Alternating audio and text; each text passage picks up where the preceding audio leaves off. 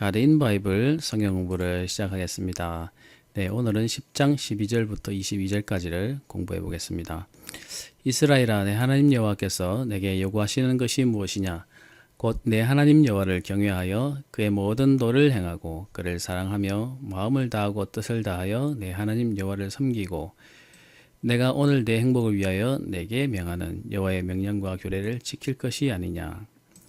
하늘과 모든 하늘의 하늘과 땅과 그 위의 만물은 본래 내 하나님 여호와께서 여호와께 속한 것이로되 여호와께서 오직 네 조상들을 기뻐하시고 그들을 사랑하사 그들의 후손인 너희를 만민 중에서 택하셨음이 오늘과 같으니라. 그러므로 너희는 마음의 할례를 행하고 다시는 목을 곧게 하지 말라.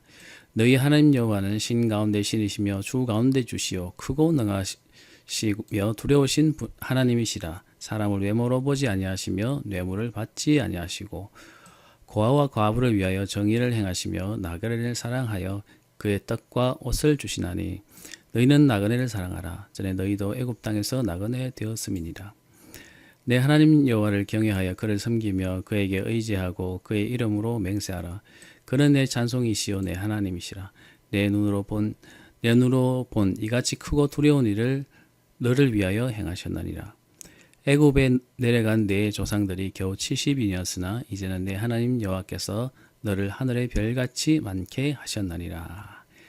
네, 오늘 이 본문 내용은 크게 어려운 내용이 없습니다. 모세는 계속 반복해서 비슷한 내용들을 가지고 권면하고 있기 때문에 지금까지 다 다뤄봤던 그런 내용이고 해서 아주 어려운 내용은 없으니까 좀 쉽게 이해하실 수 있을 것 같습니다. 12절 보시겠습니다. 이스라엘아, 내 하나님 여호와께서 내게 요구하는 것이 무엇이냐?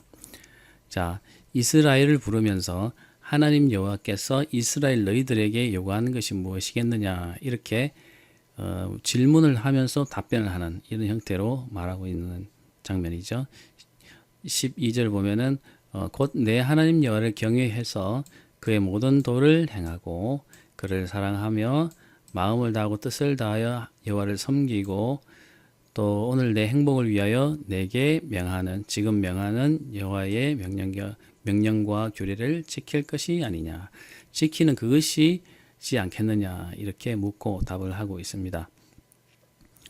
다시 말하면 경외하여서 도를 행하고 그를 사랑하고 마음을 다하고 뜻을 다하여 여호와를 섬기고 여호와의 명령과 규례를 지키는 것이 내가 지금 너희들에게 요구하고 있는 것이 아니겠느냐 이런 말입니다. 여기서 경외하다는 말은 전에 본 것처럼 단순히 두려운 것이 아니라 존경하는 마음 또 두렵고 경외하는 그런 마음들이 같이 있는 그런 단어가 되겠죠. 자, 14절 하늘과 모든 하늘의 하늘과 땅과 그 위의 만물은 본래 내 하나님 여호와께 속한 것이로되. 자, 여기서 조금 이해하기 어려운 단어들이 나옵니다. 하늘과 모든 하늘의 하늘, 그 다음에 땅, 그 위의 만물 이렇게 나누어서 모든 만물들을 이렇게 표현하고 있죠. 뭐 하늘은 우리가 이렇게 쉽게 이해할 수 있는 이 지구를 둘러싸고 있는 대기 공간을 말하는 것이고요. 모든 하늘의 하늘, 마치 이 하늘이 몇 개가 있는데 그 하늘을 또 둘러싸고 있는 그 위에 있는 하늘 이렇게 표현한 것 같기도 하고 또 고대인들은 1층 하늘은 우리가 보통 알고 있는 이 대기권 하늘 그리고 그 다음 위의 하늘은 우주의 하늘, 천체가 있는 우주의 하늘 그리고 세 번째 하늘은 영인 존재 그리고 하나님 같은 신이 있는 신이 계시는 그 하나님이 계시는 그런 곳을 또 세 번째 하늘 이렇게 알고 있었다고 합니다. 그래서 모든 하늘의 하늘 이렇게 하면 영적인 세계와 또 이 지상의 세계 또 우주 이런 모든 것을 다 포함하는 하늘의 하늘이니까 이 세 번째 하늘 또는 뭐 모든 만물이 존재하는 영적인 또 이런 물리적인 하늘 모두 다 포함해서라고 표현할 수 있겠죠. 우리가 만왕의 왕 이렇게 얘기할 때는 왕 중에 뛰어난 그런 왕 뿐만 아니라 그 왕 중에 그 대표할 수 있는 또 뛰어나신 그런 존재를 말할 때 그렇게 비유하듯이 이 모든 하늘의 하늘 이렇게 얘기할 때는 뭐 영적인 또 이 물리적인 모든 하늘 모든 존재를 다 공간을 다 포함해서라고 할 수 있겠죠. 그 다음에 땅은 우리 지상을 말하는 것이고 그 위의 만물은 땅과 그 하늘 사이에 있는 모든 만물들을 포함하겠죠. 그러니까 하늘과 모든 하늘의 하늘과 땅과 그 위의 만물이라고 할 때는 뭐 모든 하나님이 통치하시는 공간을 다 포함해서 라고 할 수 있겠습니다. 그래서 이 모든 것은 하나님 여호와께 속한 것이라는 것이죠. 모든 속한 것이로되 여호와께서 오직 네 조상들을 기뻐하시고 그들을 사랑하사 그들의 후손인 너희를 만민 중에서 택하셨음이 오늘과 같으니라. 모든 그런 만물들이 주인이시지만 그런 것이 다 하나님께 속하였지만 오직 그 모든 만물 중에서 오직 내 조상들 아브라함과 이삭과 야곱만을 기뻐하시고 그를 사랑하셔서 그의 후손인 너희를 모든 만민 중에서 택하셔서 이렇게 오게 하신 것이 바로 오늘에 이르렀다고 이야기하는 것이죠. 그러니까 하나님이 이 우주 만물에서 오직 택하신 백성, 택하신 복주고자 하는 백성은 단 한 민족, 너희들밖에 없다라는 말을 하고 있는 것입니다. 자, 그러므로 너희는 마음의 할례를 행하고 다시는 목을 곧게 하지 말라. 네, 그런 하나님의 택하셨음이 전 우주적으로 단 너희들에게만 해당되는 것이기 때문에 이 우주 만물을 갖고 계시는 그분께서 너희들을 택하셨으니 그 은혜를 잊지 말고 너희는 하나님께서 요구하시는 구분되는 선민으로서 구분되는 행위로서 할례를 하나님께서 제정하셨는데 그 할례를 육체에만 하지 말고 마음에 할례를 행하고 목을 곧게 하지 말라. 다시 말하면 완악한 마음을 품고 하나님께 대응하거나 고집스럽게 하나님 앞에 그 고집을 세우는 그런 행동을 하지 말라고 권면하고 있는 것이죠. 그래서 마음의 할례를 행하라는 것은 그 할례를 제정하신 하나님의 그 본 뜻을 이해하고 할례를 행하라는 것이죠. 육체의 할례가 중요하다기보다는 겉으로 보이는 것이 중요하다기보다는 그 마음에 이해하고 하나님을 경외하는 것이 더 중요하다고 말하고 있는 것이겠죠. 그래서 17절 보면 너희 하나님 여호와는 신 가운데 신이시며 주 가운데 주시요 크고 능하며 두려우신 하나님이시라. 사람을 외모로 보지 아니하시며 뇌물을 받지 아니하시고. 네, 신 가운데 신, 주 가운데 주. 네, 신 가운데 신, 주 가운데 주.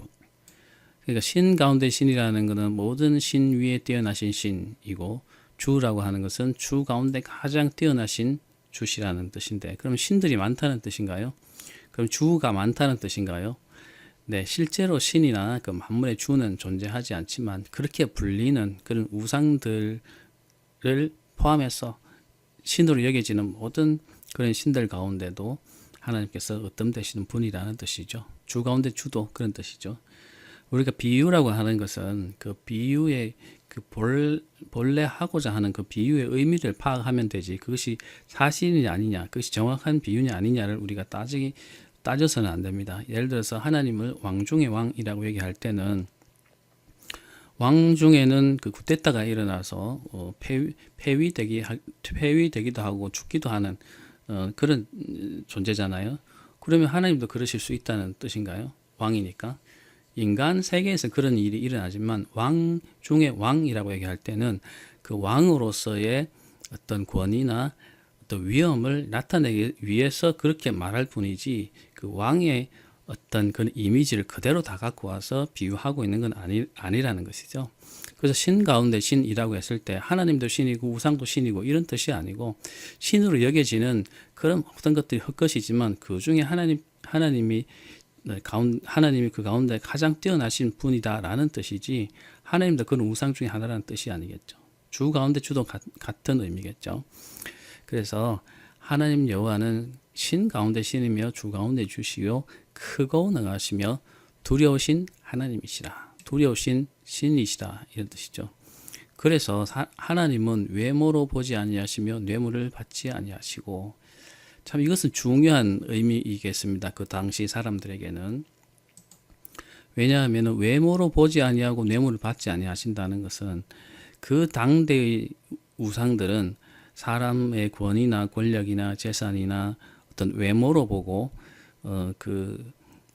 그를 높이거나 그의 소원을 들어주거나 하는 그런 이 생각을 갖고 있었습니다. 실제는 우상이라서 그렇게 하진 않았지만 그의 제사장들이나 또 그 신을 섬기는 사람들이 그렇게 생각했던 것이죠. 그래서 그 우상에게 많은 재물과 또 뭐 심지어는 사람의 아들까지 주기도 하고 이렇게 해서 잘 보이려고 했다는 것이죠. 그것이 외모로 보여준다라는 것이겠죠. 그러나 하나님 그런 외모로 사람을 평가하지는 않으시는 분이시라는 것이죠. 마음을 중요하게 그 중심을 보시는 분이다라고 하는 것입니다. 뇌물을 받지 아니하신다는 것도 뇌물의 성격이 뭐죠? 뇌물을 받았으면 그 사람의 편의를 봐주고 그 사람이 불의한 것을 덮어준다든지 하는 그런 것을 말하죠. 하나님은 그런 것을 전혀 하지 않으시는 분이라는 거죠. 뇌물은 그 당시의 그 신들이 행했던 그런 부정한 그런 이 것들을 다 행하지 않으시고 그 중심과 그 마음을 보시는 분이시라고 하는 그런 뜻이 되겠죠. 하나님은 크고 두려우시고 사람을 외모로 보지 아니하시고 뇌물을 받지 아니하시는 그런 분이시라는 것이죠. 그러면 하나님 어떤 분이시냐? 오히려 고아와 과부를 위하여 정의를 행하시며 나그네를 사랑하여 그의 떡과 옷을 주시나니. 자, 오히려 하나님은 외모를 그 사람의 외모를 보거나 하지 아니하시고 사람이 바치는 재물이나 이런 것에 영향을 받지 아니하시고 오히려 고아와 과부, 불쌍하고 외롭고 힘들고 의지할 데가 없는 그런 사람들을 위하여 정의를 행하시고 나그네를 사랑하여 그에게 떡과 옷을 주신다고 했죠. 나그네라고 할 때 이 나그네는 그 이스라엘 사람들과 섞여 살고 있었던 어떤 외부인들을 말합니다. 잠시 그곳에 들러서 있었던 사람이 아니고 그 사람들은 이스라엘 백성들이 아니지만 어떤 이유로 해석은 그 백성들과 함께 계속 살고 있었던 장기간에 걸쳐서 살고 있었던 사람들을 말하죠. 그래서 이 나그네들은 어떻게 보면은 그 원래 사람들과 섞여 살면서 많은 부당한 대우를 당하거나 했을 가능성이 높죠. 그러나 하나님께서는 그 나그네에 대해서도 공정하게 재판을 행하라 하실 뿐만 아니라 그들을 위해서라도 떡과 옷을 주시면서 그들을 공정하게 대하시는 분이시라는 것이죠.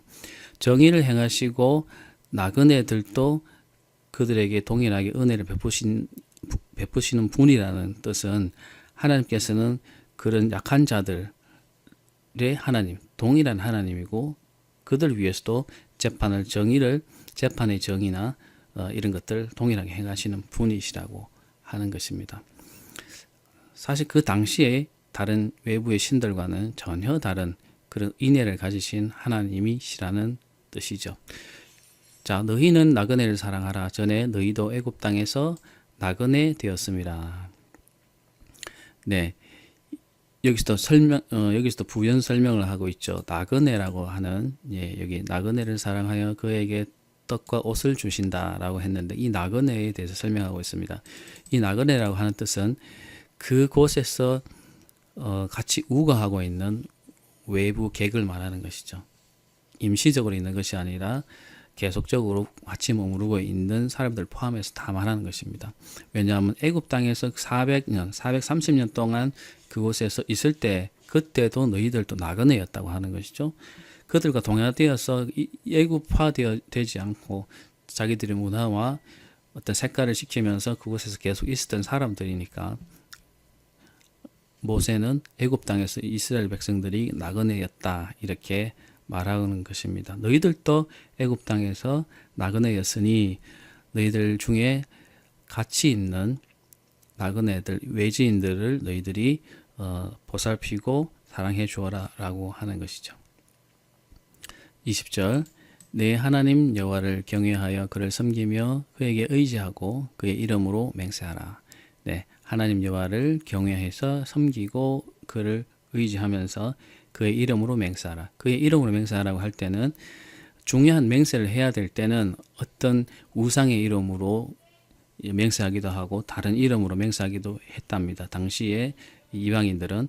그래서 그들과 함께 섞여 살아야 될 필요가 있을 때는 그 섞여 살 때 그들과 함께 살다가 맹세해야 될 일이 있으면은 그들이 다른 누구의 우상으로 맹세하거나 무엇으로 맹세하는 것이 아니라 그들의 하나님인 여호와의 이름으로 맹세하라고 하는 것이죠. 실질적으로 그가 하나님에 속해 있는 사람이라는 것을 드러내면서 여호와를 경외하라고 하는 뜻입니다. 그래서 그는 내 찬송이시오 내 하나님이시라. 내 눈으로 본 이같이 크고 두려운 일을 내게 행하셨느니라. 네. 그래서 하나님은 내 찬송이요 내 하나님이라. 참 신이시라는 뜻이죠. 그래서 내 눈으로 본 이같이 크고 두려운 일, 아마 이것은 애굽에서 행하신 하나님 열재앙과 그 애굽의 병거들을 홍해에 수장시키신 그런 사건을 두고 하는 말입니다. 그래서 이같이 크고 두려운 일을 너희를 위하여 행하셨느니라 이렇게 말하고 있죠. 그래서 애굽에 내려간 내 조상들이 겨우 70인이었으나 이제는 내 하나님 여호와께서 너를 하늘의 별같이 많게 하셨느니라. 네, 애굽에 내려갈 때에 그 요셉의 가족은 대략 70명 정도가 되었습니다.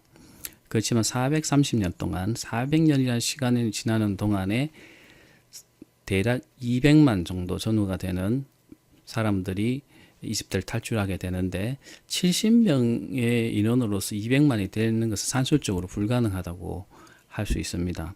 그러면 어떻게 이 많은 사람들이 모이게 되었는가, 번성하게 되었는가 하는 것에 대해서 많은 신학자들이 연구를 했습니다.